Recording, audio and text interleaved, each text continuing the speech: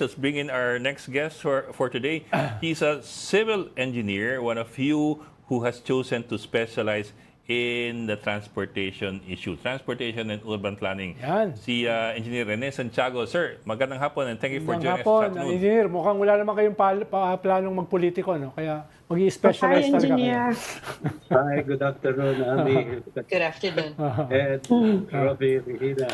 Yeah. Well, sir, thank you for joining us. Sir, you've had a spate of so many accidents, transportation related, in the last week. Parang sunod-sunod eh. Parang it never seems to end. And yun ang aksidente. Iba pa yung perpetual nating problema sa transportation and mass transport in particular. But let's start off with all the safety issues with regard to transportation. Itong nakita natin for example, sa airport. You're an engineer. Something as simple as a bollard, hindi malang parang if you look at yung nasirang bollard, parang it's just 3 inches deep. Parang ganun lang ang lumalabas eh. What exactly are bollards for if not to stop these kinds of incidents? Can you give us a rundown exactly what went wrong here from a transportation point of view? From the limited data I have, including looking at the video, it was a driver error. Nataranta ata yung driver. Natapakan yung accelerator. Alam mo, marami na tayong incident na ganyan nangyayari before about wala nga lang namamatay, mga ibang sasakyan ang tinatamaan. Yung bigla na lang nag-accelerate or driver error. Natapakan yung accelerator instead of the brake. No? Yes, sir. It's hard to pinpoint na kasalanan ng bollard ito. No? A bollard is usually, or any structure or fixed structure designed for safety, has a limited strength to resist force, no? Baka lumampas ito sa standard force, no? Obviously, yung lugar na yon was not intended to have a high-speed cases of vehicles. No? Pero Kasi sir, typically, departure, hinto. yes, sir. For some reason, yes, sir. biglang Go ahead, sir. barangkada na napakabilis. I understand, sir. Pero sir, typically, how deep should bollards go? I really can't remember now the standard niya, no? Very specific. Ika nga, it depends on the strength. It can be kung gaano kalakas ang dapat niyang i-resist, no? In this case, I don't know whether I should blame the bollard. Yung driver. Pero engineer, ang balak daw ngayong gawin ng NAIA, parallel parking na lang dyan. Ang problema, napaka-iksi. Alam naman natin yung lugar na yan. That's the departure area. Ang siksikan iksi eh. Makakaya ba yun? Yung kung hindi na daw parallel. hindi na pala parallel. Yung... Diagonal parking. hindi na ganyang diagonal. Kaya ba natin yun? Ang liit-liit na lugar that used to be the old system and that the system on Terminal 3, no? Yes, pero malaki yun eh. Malaki yun dun eh. Pero ang effect niyan is traffic congestion. Yes. The parallel parking, parallel loading and unloading has the effect ng congestion, nagkakatagalan yung mga vehicle. Yung diagonal parking should not have created that kind of speed. Kumbaga sa buwan, it boils down saan talaga yung problema, no? I think in the accident case, you have to go at the root cause of the problem, not the preventive side. Because accidents do happen.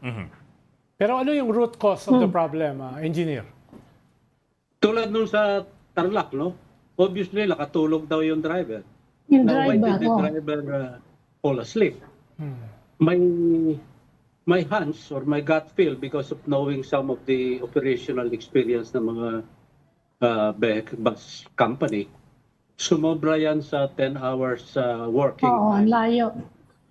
So, alam mo, nung mga survey namin nung araw sa mga transport operators, drivers, umaabot sila ng 12 hours a day. Yes. So, that should really cause you reason na maantukin yan, mapapagod. At There should be rest time. At kaya marami yung tumitira para magising. Tumitira ng Engineer, nag-order ngayon ang Department of Transportation, nag-order ngayon si Vince Dizon na lahat ng bus company kailangan yung driver hanggang 8 hours lang ang duty. Ang tanong lang, mai-enforce kaya yon? They have to look at the practices ng mga Oh.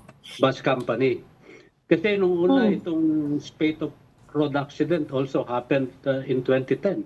Sunod-sunod Yes. yung mga bus, no? Kaya we have to look back at history and the cases of accident. Anong root cause, no?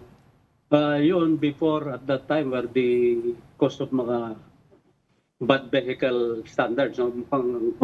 Not roadworthy yung mga buses. Nagtitipid sa gulo, put na mga gano'n, no? The brake system doesn't work. In this case, it's a driver failure naman, no? And the practices nung lumalampas.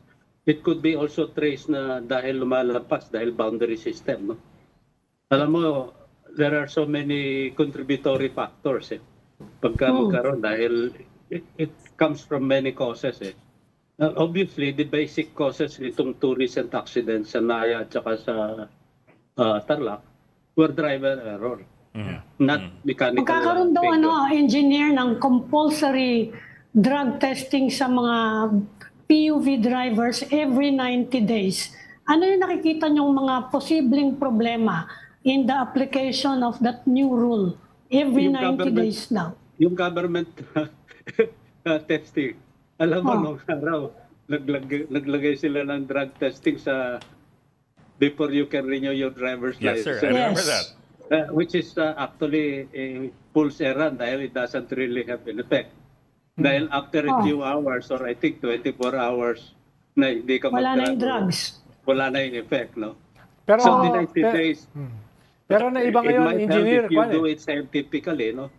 Na may mga unpredicted na bigla ka random testing, bigla na lang, no? Aha. Pero kung yung 100% testing, it will end up as nothing, no effect. Tsaka sir, Isang- parang it becomes a point Yeah. of corruption eh. Kasi nagiging tubong lugaw eh. And from what Yeah. I heard, yung ibang Yeah. mga lab na Yeah. to eh, yung mga may-ari. Mga Yung isa yatang opisyal. bago ngayon, engineer, ay tinaasan ni Secretary Vince Dizon yung penalties sa mga bus company in the hundreds of millions. Ha? Yung hindi simple yun. Magsasara yung bus company kung magkakaroon sila ng aksidente based doon sa non-implementation ng rules. Nakita ko yung penalties, ang laki. No? So Yeah. talagang It's very mapapwersa punitive. sila. No? Very punitive yun. But that should be followed with the measures kung ano talaga ang practices ng bus company that contributes to that kind of failure, no, accident. Kung penalty lang, madaling gawin ng gobyerno yan eh. We have steep penalty for bad driving and so on. We still have bad drivers. Pero ngayon, magbabayad yung company. At malaki, malaki. Eh, sinususpend na nga nila. That's suspended ka for several days. That will be millions na ang effect sa kanila. No? It's a severe penalty that will take them. But I think it should also be followed ng positive effort. How do we improve Yes. safety from their practices? Yun eh. Okay. Isa pang common problem, engineer, yung laging nawawala yung brake. Hindi ba kailangan regular maintenance yun kung meron kang PUV service, yung tracking? Hindi ba, wala bang ganong requirement? Hindi ba meron ganong requirement? At kaya ba nating enforce yung requirement? Kami, mabuti na mention mo yan. We do have the TOS testing facility. No? We have the so-called private motor vehicle inspection station. Unfortunately, and this is the unfortunate part, they only have it, I think, in 50% or 60% of the country. Yung karamihan ng lugar sa Visayas, Mindanao, walang PMBIS. Doon sa Metro Manila at saka some regions in the Luzon, they have complete PMBIS. But LTO does not require it 100% for all. Meron silang mga exception. The three transport vehicles na hindi nila sinasubject sa ganun test, bus, trucks, and jeepneys. Pag tinignan mo yung accident statistics, these are the vehicles that are most commonly involved in accident. Tsaka mas mabigat eh. May momentum yan eh. Bakit hindi sila required? Bakit sila yung hindi na-require? Alam mo, matagal ko na sinasabi, yan ang unahin, Oh. dapat hindi yun sa private. Yes, sir. Mas delikado yun because Oo it nga. carries momentum. Oo nga, ngayon These ko are lang heavy nalaman vehicles. niya. alam mo, I myself will do bring my car sa renewal sa PM Bias. Oh. And I must say, they are very, very strict, no? In fact, to the point na kahit na hindi related sa safety na pwede mong i-correct, may busted light ka lang sa rear. Ayaw nilang Oh. ituloy. Yeah. Which I said, there should be a pass-fail. And yung iba, bahala nang i-correct ng owner.